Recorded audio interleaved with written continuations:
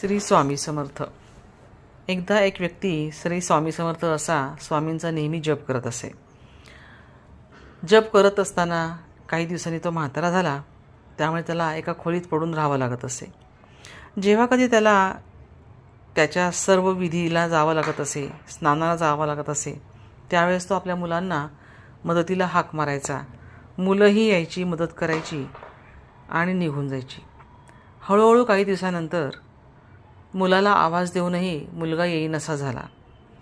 त्यामुळे आला तरी फार उशीर करत असे आणि म्हणून संपूर्ण त्याचं बिस्तर खराब व्हायचं आणि त्याला दिवसभर तसंच त्याच्यामध्ये राहावं लागायचं.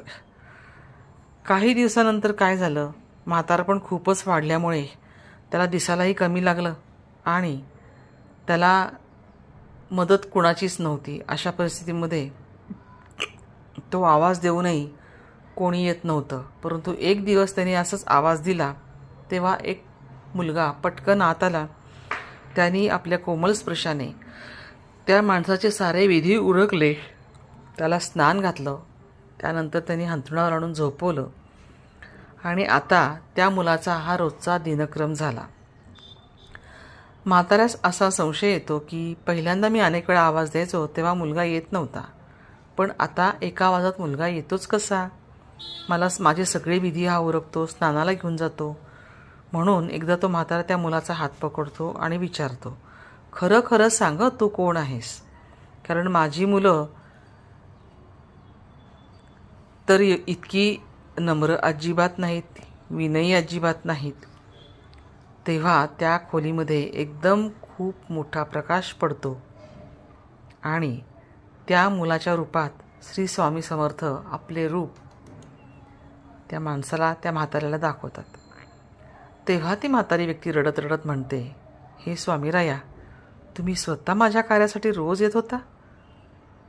तर स्वामीराया, तुम्ही माझ्यावर प्रसन्न असाल तर मला यातून मुक्ती द्या. तेव्हा स्वामी म्हणाले की तू जे भोगत आहेस ते तुझे प्रारब्ध आहे. तू माझा खरा भक्त आहेस, नित्य माझे नाम जपतोस आणि म्हणून तुझ्या भक्तीच्या प्रेमापोटी तुझे प्रारब्ध मी स्वतः भोगून संपत आहे. स्वामीराया स्वतः म्हणतात, माझी कृपा सर्वोपरी आहे, त्यामुळे तुझे प्रारब्ध संपवता येते, नाहीतर प्रारब्ध भोगण्यासाठी परत जन्म घ्यावे लागते. हा कर्माचा नियम आहे आणि म्हणून मी स्वतः तुझे प्रारब्ध संपवण्याचा प्रयत्न करत आहे व जन्ममरणातनं तुला मुक्ती मला द्यायची आहे.